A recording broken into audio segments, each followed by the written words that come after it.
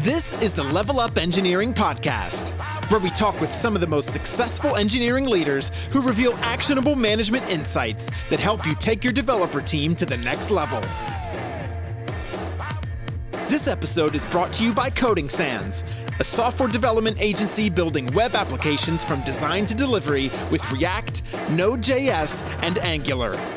Check them out at codingsans.com. Welcome to the Level Up Engineering Podcast. I am Carolina Toth, and I hereby bring you Lara Hogan. Bi-weekly, we talk with accomplished engineering leaders, and today I am happy to introduce you to Lara. If you haven't seen her on the internet, she is very active with sharing lots of knowledge via blog posts and via talks like this one. She is the founder of Wherewithall, a company which she will talk a little bit about when we get to it. But before that, she was VP of Engineering at Kickstarter, and even before that, she was Engineering Director at Etsy. So she has quite the track record. And with that said, before we dive into today's topic, welcome, Lara. Please share with us what your passions are. Hello. I'm so excited to chat. You know, I was thinking about when I saw on the doc this questions about passions that you very kindly shared with me beforehand. I was like, what are my passions? I feel like, you know, during the pandemic, it's so hard to identify things that you can be passionate about. You know, honestly, these days it just comes down to trying to find as much joy as I can in my life. So whether that's playing video games or taking walks outside or just hanging out in parks, like, you know, very calm passions are finding very calm ways to pass the time to make sure that, you know, we're finding as much joy as we can. Right. Thank you so much. And I hope we can all take that to heart. With that said, today's topic, I think it's just so exciting to many of our listeners. We will talk about performance reviews, and you have shared quite a bit of information about this on your blog and about feedback and how to deliver it and even about public speaking. So there is a lot of information out there, but I think it's still a little bit of a slippery slope for a lot of engineering managers and for a lot of leaders, even outside of the tech industry. Totally. So let's talk a little bit about what performance reviews are, in your opinion, what their purpose is, and why we should do them. So one of the trickiest parts about performance reviews is that they so widely vary based on organization. Some organizations have like a cadence of every quarter or every 6 months or even every year of this very formal, lots of paperwork, very, you know, bureaucratic. We need to document this information and communicate it in this way and have these kinds of follow-ups. There's that end of the spectrum. And then there's the end of the spectrum where it's just like, hey, I should give you some feedback because it feels like it's time. And that's our performance review. So kind of everywhere between those two ends of the spectrum, different organizations might sit. And that is based on scale. That's based on age of the organization. That's based on, you know, so many variety of factors. So when I talk about performance reviews, I'm often talking about a more formal setting in which you, as a leader or as a manager, you have to document some feedback that you have for your teammates for a variety of purposes, right? That could be helping them get career growth figured out, you know, that could be identifying goals, that could be documenting it so that future managers and leaders can also understand the history. That also might be documenting it so that if, you know, someone's work or behavior or approach needs to change, you have it documented formally somewhere that we can kind of check in on it and maybe even have it for a future like performance improvement plan.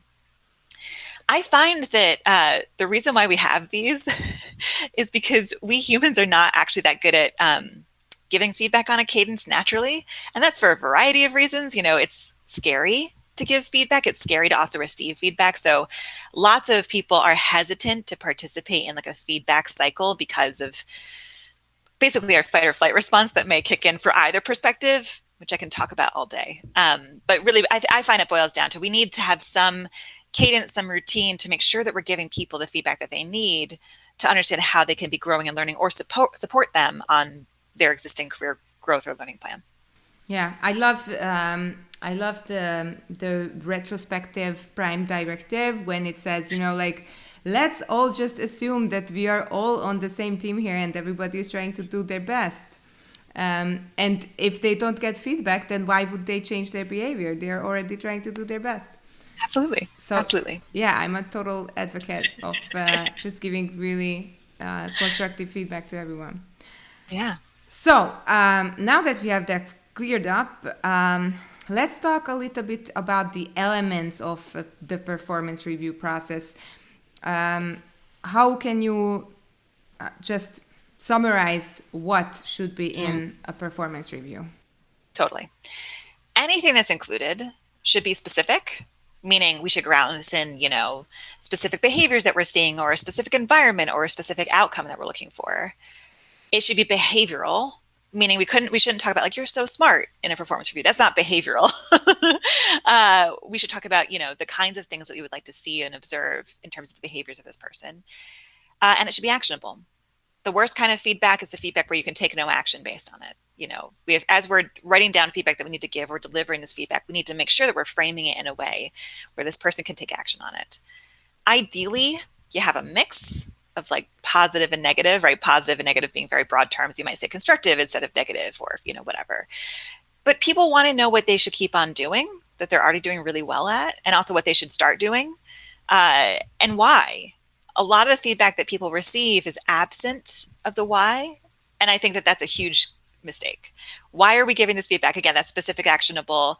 It's so important to understand what it is that we're trying to achieve or why this is important to this person or the company. So when I think about, a performance review, I want to make sure that I'm giving that specific and actionable and behavioral feedback in it. Mm-hmm. All right. So now that we have that cleared up, what do you think about, we are talking about performance reviews, and let's make sure that it's not separate from feedback. So let's make sure it's separate from feedback. Yeah. Because my presumption is that a performance review should be given by my director or my team lead or somebody who is directly superior to me and perhaps works with me on a daily basis or has some kind of a touch point with me, so he can at least sound like he has experience with working with me when he gives me the performance review. And would you include any kind of feedback that comes from my peers or from my subordinates when it comes to my performance review? A lot of companies build that in as part of the performance review process, but not all companies. Again, based on scale or a variety of other reasons. Ideally, you're getting feedback with routine from all of those different parties that you mentioned. The performance review really memorializes it. It says, at this point in time, let's just document and memorialize, synthesize all the feedback that you may have received from these different groups, that we can make sure we can actually check in on it again going forward, and so you can remember it too. And so we can kind of get on the same page about this, whatever it is that we've been talking about.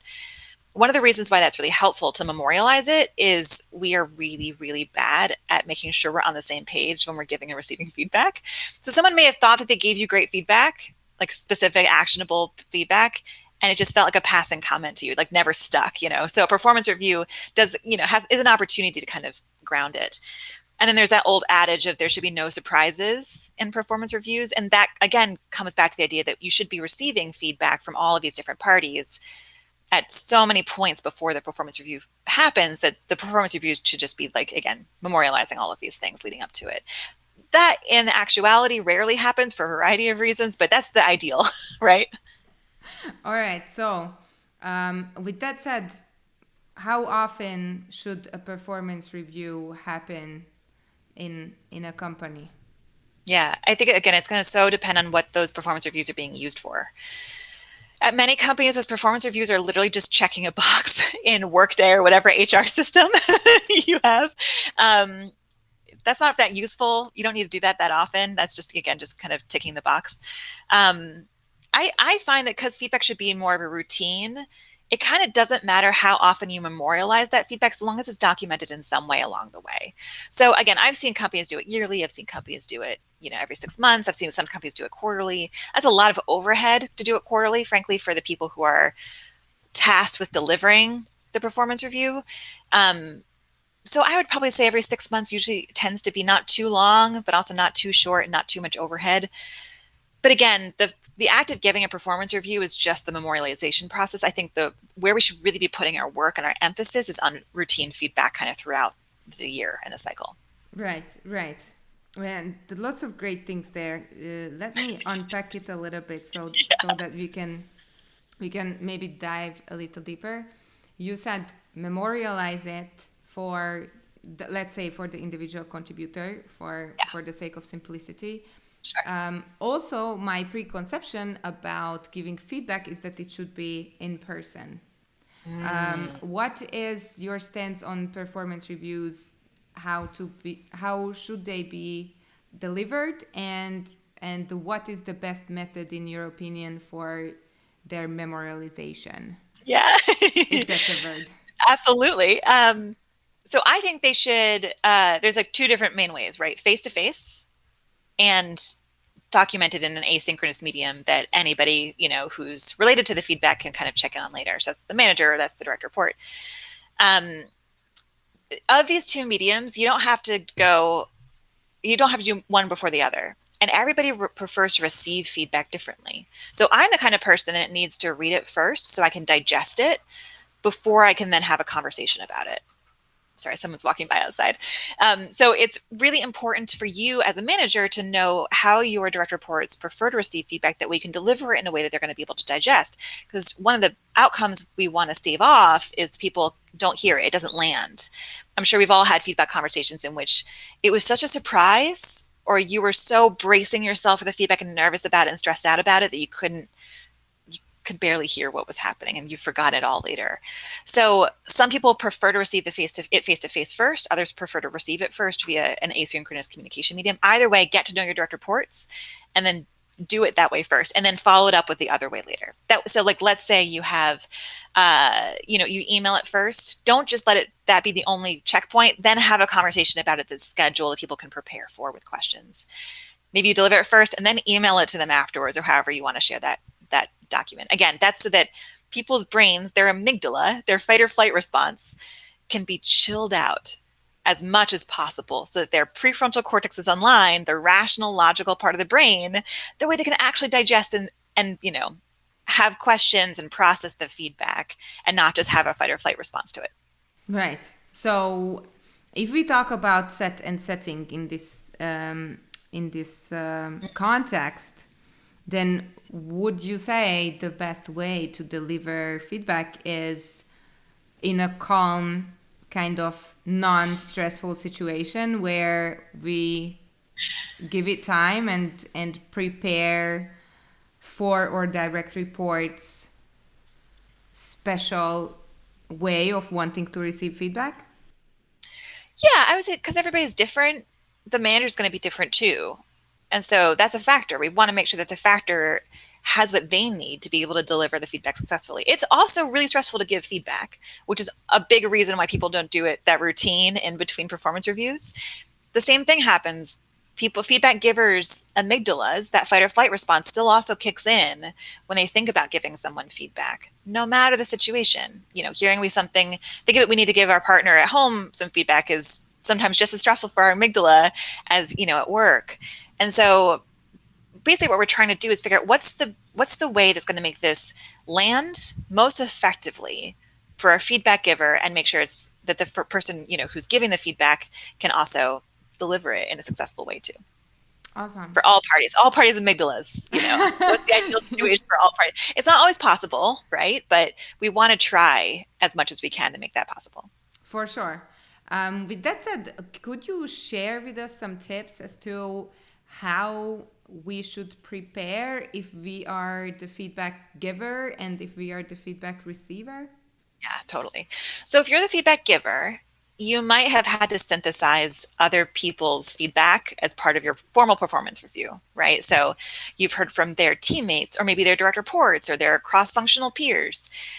It's really challenging to incorporate all that feedback in a way that's going to land effectively for your feedback recipient. It's your job also to not just take all the feedback at face value, but instead to say, okay, which of this is something that I think is worth this person hearing in terms of their own career growth, or what we need of them, or how they want to grow.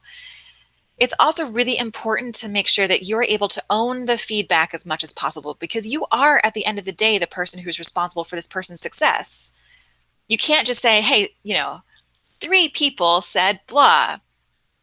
Ask yourself, how can I own this? How can I say, okay, here's how I've also observed this, or here's what I will be looking for going forward, or here's what's important to me for you on the team, or here's what the company expects, and I'm representing the company.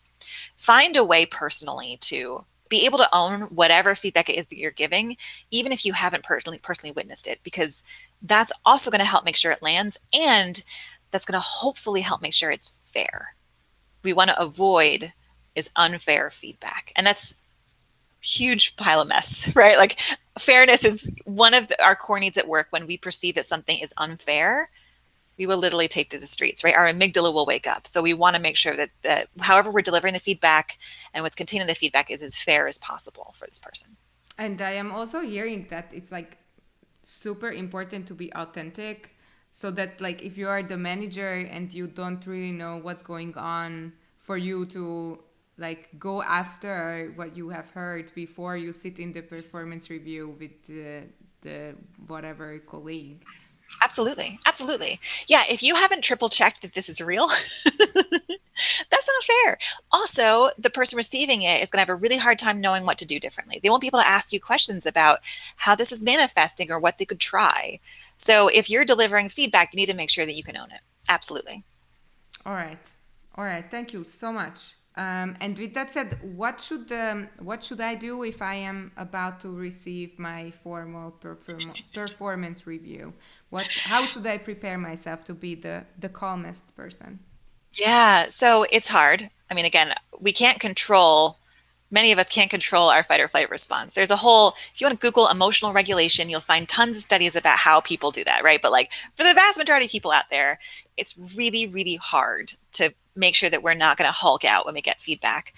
So I would say, as much as possible, try to find a setting that feels really safe and secure, especially because we're all distributed these days, right? Find a place, find a zone, find a time of day, whatever your preferred calming environment is. See if you can situate yourself there. And also just be prepared to say, hey, this is so important to me. I really want to hear this feedback, but I can tell my brain can't process it right now. Maybe can I get this written later? Or can we check in again at 2 p.m. when I've had some time to think? Find a way to kind of give yourself a little escape route, like a little one-sentence one-liner that allows you to say, this is so important to me, but I can tell I can't process or hear it at the moment. Can we please check in this different medium or different time later? That can be a really helpful. Knowing you have that lever to pull can be really, really helpful, especially if your manager didn't hear what I just said about finding the right medium or the right timing for you based on what it is that you need. For me personally, that means asking if I can read it first before we have a conversation. So knowing that, I'm able to go and make sure that I'm going to be at my healthiest brain space. And then honestly, taking a walk can be really useful. Anything to kind of get your prefrontal cortex, the rational, logical part of your brain, back online. Doing a little puzzle. I find myself doing a lot of like little Sudokus and crosswords to try to bring my prefrontal cortex back online. That way my amygdala can chill out a little bit. It's going to be different for everybody, but try to figure out what's going to help you be your best logical self as much as is possible during this time. Right. Thank you so much. What would you say to managers who have larger teams and who do their best to go after the kind of feedback that they receive regarding their reports? Yeah. How should they stay objective in the process? And this just came to mind, but I am just so interested in what you have to say.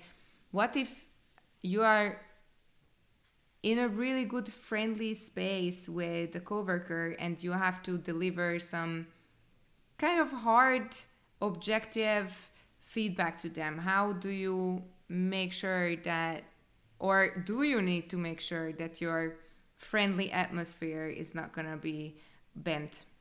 Honestly, the friendliest, kindest thing you can do is make sure that you're framing this feedback in the terms that they care about. So everybody cares about different things. We have often been taught that when we give feedback, we need to talk about why we care about it, why it's important for us, for this person to hear this feedback. That's not how humans work. People don't care what other people care about, right?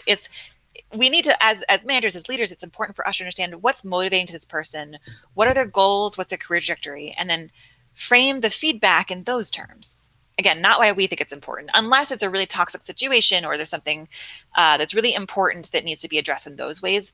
For every other circumstance, ask yourself, what does this person care about? And how can I reframe this feedback in those terms instead? So, like, let's say someone really wants to get promoted. I might say, hey, it's really important to me that you do X, Y, and Z project management because that's going to help the team and it's part of your job and whatever else. But instead of saying that, you might say, to get to the next level, one of the skills that you need to demonstrate is this project management aspect. Here's 3 opportunities I see for you to kind of display that skills going forward. That still might be tough for your friendly direct report to hear, right? Because they need to do something. They're doing something wrong. They're not doing it effectively. But if you frame it in terms that they care about, they will be much more motivated to go take action on this thing and to be able to hear it at all. Right. So with that said, it's really hard to give constructive criticism, and you make it sound kind of easy in a sense that, like, if you're prepared enough and if you're honest enough, it's just gonna, like, roll itself out.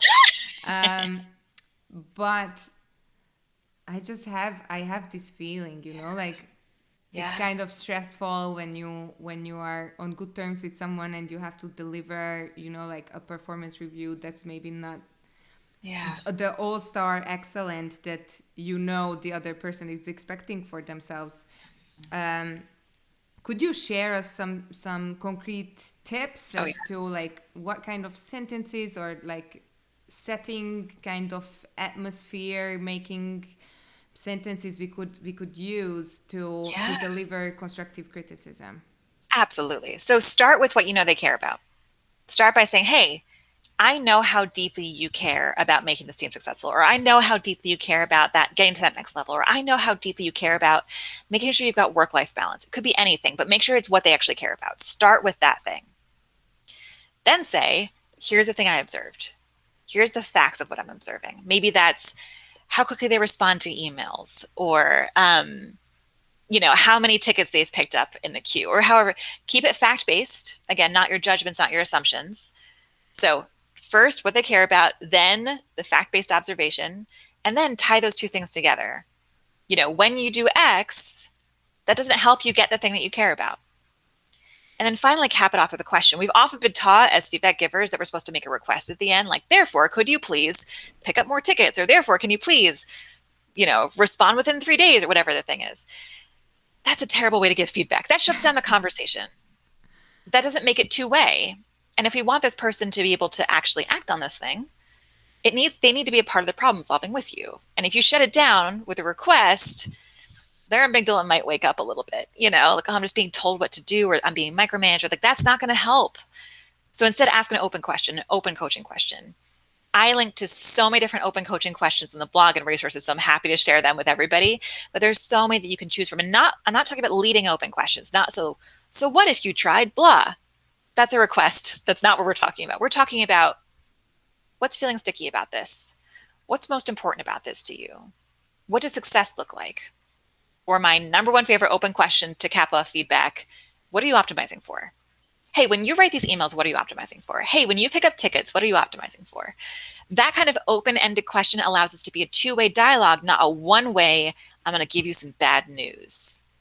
This is a one-directional feedback conversation. That feels terrible for everybody involved. Again, unless it's like a really toxic situation or a performance improvement plan, that's 2 very different scenarios. In the average tough constructive criticism moment, make it a 2-way conversation. It makes everybody feel so much better. All right. Thank you so much. I hope that people are taking notes. You were saying that it shouldn't be surprising when the performance review time comes and we all gather around to perhaps receive our yearly salary increase or whatever. as an engineering manager or as VP of engineering, how can you go after the fact that people hear feedback on a regular basis? Or how can you make sure that people are asking each other for feedback? Yeah. So the first thing to do is to make sure people know how they want to grow. Because if they don't know how they want to grow, they don't know what to ask for feedback on. So maybe someone's working on public speaking skills, or maybe they're trying to learn a new language, or maybe they're trying to get to the next level and there's 2 or 3 skills that they want to kind of acquire or gain experience with in order to grow in that direction. First, make sure that everybody has those goals in mind. That way, they can ask for feedback on those specific behaviors or those specific skills. Model it for them. Give them a cheat sheet of the questions that they can ask their teammates, their manager, whomever else, I often tell managers when I'm coaching them or giving workshops to avoid questions like, do you have any feedback for me? But this is true for anybody. And the reason why those kinds of questions don't work is because nobody ever has any idea what to say, or it doesn't feel safe to give someone feedback. Because again, it can sometimes be just as hard to give feedback because it feels nerve-wracking and your amygdala might wake up just as it does to receive feedback. So instead, get specific with the kinds of feedback that you're asking for. So, hey, I'm working on my public speaking skills. Do you have any feedback for me about how I presented in that team meeting? How's my pacing? How is my overall narrative? Be really specific when you're asking for feedback. And you can even tell people the questions you'll ask ahead of time. That way they're not surprised and caught off guard when you ask for this feedback. You can ask it in different mediums. Again, everybody's different, right? So getting really concrete with the routine and the behaviors, modeling them, and also giving people cheat sheets for how to do it can go a long way to making sure that people don't skip this part of the process. It won't fix it. It won't make it perfect, but it'll help to reinforce what these behaviors can look like going forward. All right.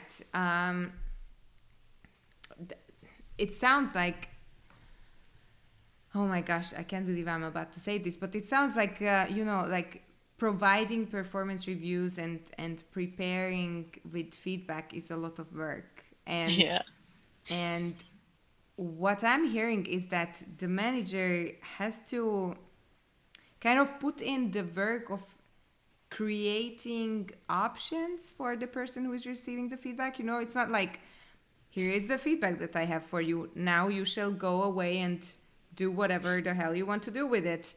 It's more like, here are, like, as you said, here is one thing that you could do. Right. But what do you want to do? Or what do you think you should do? Or what do you need in order to be successful with this? Asking questions, you don't have to provide any of the options.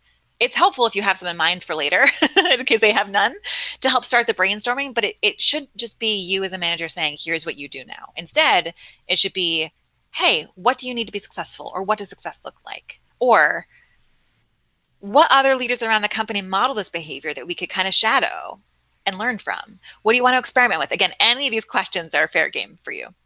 All right. So you don't need to figure out the whole kind of improvement plan for your direct reports, but it won't help if you are prepared with some options for them as to how they could better themselves. Yeah.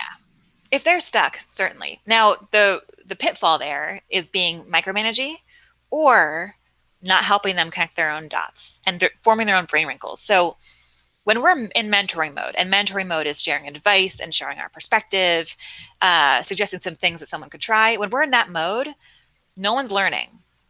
It's fascinating, but we've been taught that the most valuable thing we can do as knowledge workers is share our knowledge with other people.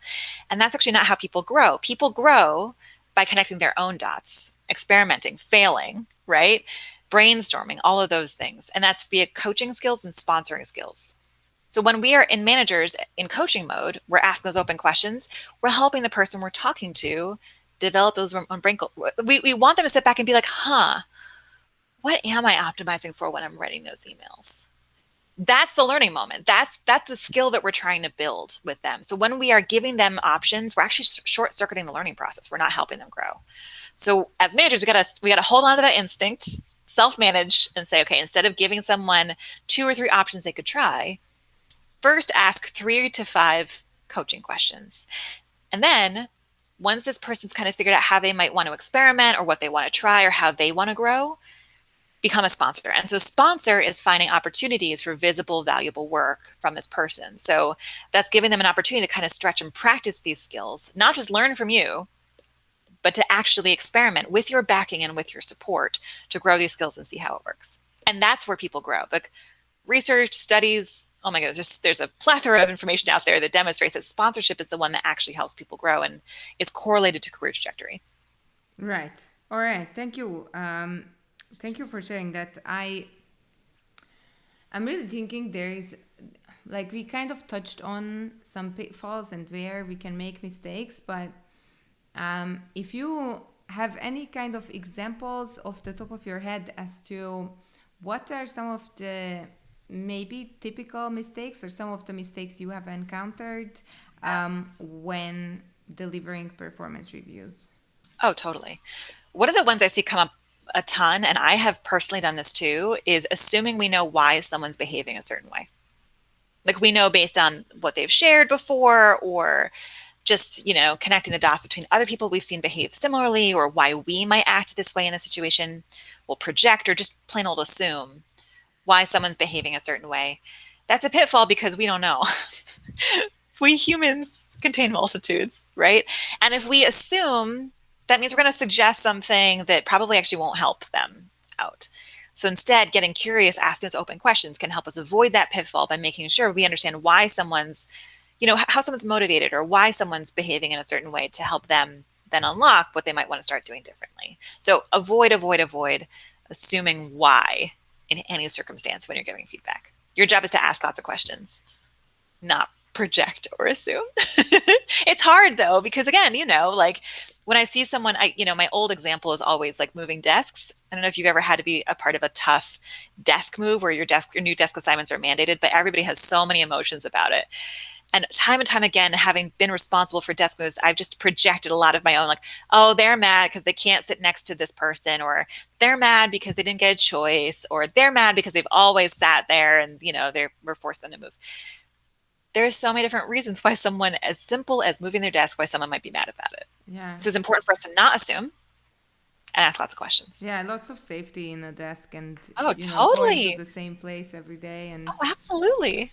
Just being comfortable in kind of having the atmosphere around you. But let's not get sidetracked. Thank you for the example. And with that said, let's roll back a little and like kind of go through how a performance review should happen chronologically. So like from the time that, I don't know, the company says, like, it is time for performance reviews. Managers, buckle up. Yeah. And so what's the kind of trajectory from the announcement or the start date to when a manager can say, all right, I am done with performance reviews for this quarter or this just year. in time for it to start up again. Yeah. So again, every company does this so differently, and it's all going to be dependent upon size and scale and what's required as part of like the documentation process, or what's required in terms of goals. Like every company is different, but broad strokes, managers should start to think about whose input should be included on this performance review. Maybe this person is tasked with coming up with a few names of people that their feedback should be incorporated. Maybe the manager has some ideas on, cross-functional leaders or peers or teammates or whomever. Either way, however your company dictates it, start to gather that feedback. Make sure you start early enough that way people have time to give you that feedback. As much as is possible, don't ask big, broad questions of those people. Know how this person wants to grow and see if you can tailor at least one or two questions about that. So like, hey, this person's looking to grow in X, Y, and Z ways. What feedback do you have for them about that? And is there anything else that I should know, as a big catch-all that relates to their success, their future success, or the team's success, or the company's success? Let me interject there. Yeah. Do you ask for these as a manager in person, or do you just write an email and send it out to the team? Great question. It really depends. I know I'm going to keep on saying that over and over and over again. Sure. In my work, I will do both. So I will give people a heads up that this question is coming from me. That way they have the expectation set that they will have to bucket some time to in some way documenting this feedback. But I will also try to make it easy, depending upon the person, to give me the feedback that they have for my direct report. So some people prefer to give it face-to-face and kind of talk through it. Others prefer to write it. If I'm able to, I'll provide both options that way people can kind of pick and choose. Also record it in some way and like triple check that I have it right with the person if it's not all just written. But so yeah, that great question. It depends.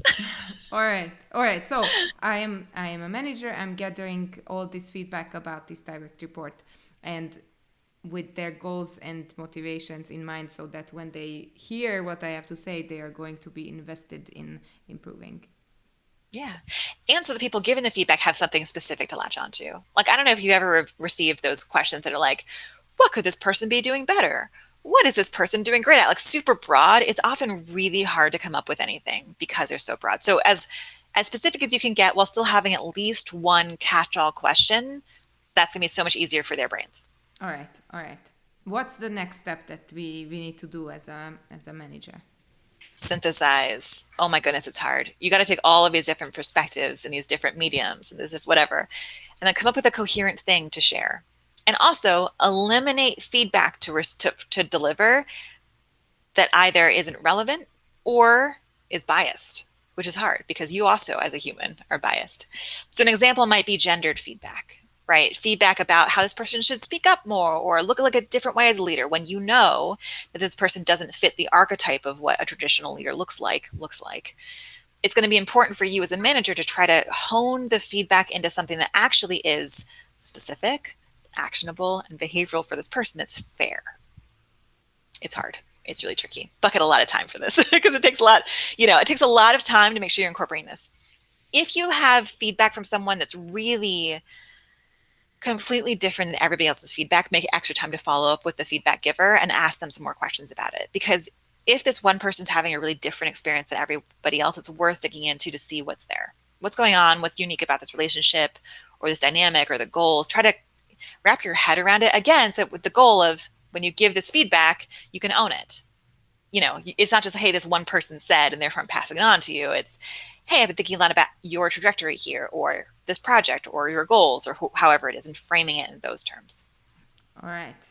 It sounds like a lot of perspective taking is so much work is in there, all the while having to keep your authentic voice as the manager to make sure that whatever you're saying is, actually your own. Yeah, precisely. So I have all this feedback synthesized, and I am ready to deliver it to my direct report. As we have touched on, I do it with a calm setting, and I already have had one-on-ones with my direct report, hopefully, so I know what they care about and what their motivators are. And I invite them, either having shared the feedback previously or sharing it verbally and then following up with an email or a written format. Let's talk about that actual meeting. Yeah. How, if you can give us some tips about easing up the initial minutes or maybe easing up some tough reactions or maybe when it turns out that feedback giving wasn't as frequent as it should have been, so that some surprise comes up. So coming back to the idea of preparing, make sure you know how this meeting is going to run and then share it with that person. So you might say, okay, what we're going to do first is I'm going to give you, a synthesis of the document that I emailed you, or I'm going to give you a synthesis of this is the first time you're hearing it. So I'm going to give you a synthesis. Then I'll give you an opportunity to ask some questions about what I just shared. And then we'll cap it all off by talking about next steps. That's an example. It could be anything. But make sure you know up front how you want this meeting to go. That way you can tell them, which, oh my goodness, our amygdalas, our fight or flight response loves predictability. The more predictability we have about what's about to happen, the more chilled out we might be. So as much as you can, kind of set those expectations up front and then progress through. Especially if I'm working with someone who's new for the first time, I might tell them some more about how I think about feedback, or how I want to make sure that this person has an opportunity to kind of pull that lever to get out of the meeting if they need to have some more time to process. I might give them an example of like, hey, at any moment, use this hand signal or say this word, and we will take a time out. for 5 to 10 minutes and check back in when you need to again. Or we'll take a time out and we can regroup at 2 p.m. or whatever it is. That way, if this is a new relationship, they understand that they also have some agency in this moment. They can make sure that they're going to be as online, their prefrontal cortex can be as online as possible for this feedback conversation. I will also try to just be myself and not just be like serious manager Lara. I'll be like my normal, like, hey, direct report, this is weird, right? This is hard. I'm here to support you. My whole goal here is to make sure that you have what you need to be successful. So that's the framing that I bring to this. Again, whatever's true for you, be your authentic self. That way you don't seem like a robot, a manager robot who has stepped in to give his performance review. All right. Thank you. So now that we are done with the performance review and perhaps we've overcome some obstacles within the meeting or even regrouped after a few hours and we are done, what should I do as a manager to make sure that the direct report who just received some perhaps constructive criticism can do their best to improve? Yeah, it's always boils down to questions for me. Asking them what they need to be successful with these improvements, that's going to direct what my job as a manager is next. I will make sure that we have documented those in some way and make sure that I can do what I can do, what's in my power to do, to get them what they need to be successful with those improvements. So that's the homework for you as a manager, not just documenting it and checking in, but we have just gone maybe through some tough stuff and they've told me what they need to be successful. It's my job to help make sure I'm clear about how we get those things to happen or maybe not happen. There are certainly times when someone says, well, I need more, a bigger team in order to be successful with this. And I couldn't do that. It's important as a manager to be really clear about what is possible, what isn't possible, and what you can do to help them going forward. All right. And you will check in with them even out of cycle to make sure please do. Yes, please. The performance review is being used as it was intended. Awesomeness. With that said, you just gave a lot of tips to managers and how to deliver feedback and to direct reports as to how to prepare for feedback. But if you're a manager and you didn't really put yourself in the shoes of the direct report who is getting the performance review, how do you think is the best way to evaluate your own performance as a manager? It's so hard because so much of management work is invisible and intangible. We might do a thing or say a thing, and there's such a long lead time between when we do or say a thing and see the effects of that thing, if we get to see those effects at all. So figure out for yourself what it is that you're optimizing for as a manager. In the case of feedback, you might be optimizing for making sure the team is happy and healthy. That's a very, bright and shiny thing you're optimizing for. That's valid. You might be optimizing for getting this project across the finish line. You might be optimizing for your own work-life balance. You might be optimizing for growing the team and getting headcount. Could be anything. Basically, after the feedback, check in with yourself and say, okay, based on this thing that I'm optimizing for, how'd I do? Did I get myself closer? And if not, what do I need to do in order to get myself or the team closer to this thing that I'm optimizing for going forward? But that way you can ground it in specifics and say, all right, that might have been tough. I might have messed up a few times. That's all okay if it's in service of this bigger picture. And so you get to measure yourself based on that. Mm-hmm. Do you ever ask for feedback about your giving feedback? I do, but not to my direct reports. It's because of the power dynamic. You can do that in a variety of very soft ways, but because the power dynamic, you may not get really helpful feedback. If you have a direct report that you trust, who feels a little bit more like a peer or the power dynamic is lessened, you might ask them specifically for feedback about how you deliver feedback. Otherwise, find that supportive group of peers that you can possibly find that are safe and give good feedback. Run through your approach, even do some role plays with them, on fake performance reviews. I on my website offer a lot of fake difficult conversations that you can actually practice with some of your peers to get feedback about how you deliver feedback. Even though those are technically fake settings, there's so much good information there about where you might get stuck or pitfalls to avoid that those really experienced other managers can give you feedback on. Right. All right. Thank you so much. I think I'm going to synthesize here a little and say we have talked about so much.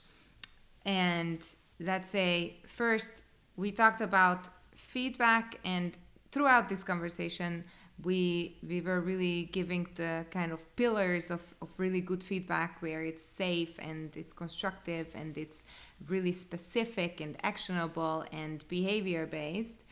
And we also talked about kind of how to gather the feedback and how to make sure we can stay authentic while we give the feedback that we may have gathered from outside parties. And we also talked about having these difficult conversations and opening up really performance reviews for a discussion, maybe to make sure that when we do the performance reviews, it's not like a one-way kind of talking at someone. It's more like a, what are your motivations? Yeah. Mm-hmm. What are your motivations, and to make it kind of appetizing, I want to say, to the person who is getting this feedback, like, and fair. Yeah, they will be interested if it's tangible to what they want to achieve with their work. So thank you for getting to the core of so many things. Is there anything else? I know this is a broad question now, but is there anything else that you would like to share with your audience? I mean, honestly, it all boils down to those open questions. When I think about feedback, I think the most impactful thing we can do when we're giving feedback in any circumstance is ask an open question at the end. So I'm really eager to share, I don't know if there's show notes or something, but I'm really eager to share the list of 20 open questions that I think anybody can use when they're giving feedback to make sure it's as productive as possible. Right. Thank you so much. And just if you could give us like one thought as to how perhaps managers who haven't done performance reviews before, or if they are new to the entire process, like, could you give us some tips or some exercises to make ourselves feel more comfortable in this situation, or feel safer, so we Absolutely. can make it a safe place for the person who is receiving the review? Absolutely. Gather a small group of people, of other managers and leaders who are more experienced at giving feedback. Use those same scripts. Come up with fake scenarios and have everybody in the room role play 2 at a time in front of the room, even on Zoom. Role play those conversations so you can learn from how other managers do it, and so you can get the same practice and feedback as well. That way, if everybody goes through and does a scenario or, does a script with each other, you can kind of see different ways of approaching tone and body language and silence and questions and pushing, like being directive versus being really empowering. I have learned so much about giving good feedback just simply from watching other people do it in those like fake scenarios, just from people who are so much more experienced with completely different leadership styles than I have. So if you're new to this, see if you can help create a meeting or create a routine in which managers around performance reviews get into this process of like practicing and doing this with each other. Again, I have a ton of scripts and even an example meeting agenda that you can totally steal for your own purposes. Thank you so much. I think we have a lot to practice. And to me, it kind of sounds like the whole underlying theme is that making sure that we all care about each other enough to like provide a place where people can feel comfortable giving or receiving crucial feedback that's, gonna better the entire company. Yeah, it's really about getting over that hurdle. It's always going to be uncomfortable. So whatever you can do to push through and make it feel safe and fair, that's the best. All right. So dearest listeners, it's uncomfortable, but you're not alone. Yes. All right. Thank you so much. And dearest listeners, thank you for staying with Level Up Engineering. Today, my guest was Lara Hogan, founder of Wherewithall. And we talked about performance reviews and feedbacks and how to deliver them and what we can do to make it a better experience. And I'm just really like powered up to go give some feedback. And if you like this episode, give it a thumbs up or a lot of stars if you please. That's always a great sign. Thank you, Lara, for joining us and for sharing your tips and really actionable insights as to what we can do as managers and individual contributors to become better at performance reviews and feedback giving. And I am Carolina Tóth, and I hope to see you next time. Thanks for staying with Level Up Engineering. If you enjoyed this podcast, so will your friends. Share this episode on your favorite social networking platform. To stay up to date with our content, follow Level Up Engineering on Spotify, Apple Podcast, or Google Podcast. Brought to you by Coding Sans, a software development agency building web applications with Angular and Node.js. Check them out at codingsans.com.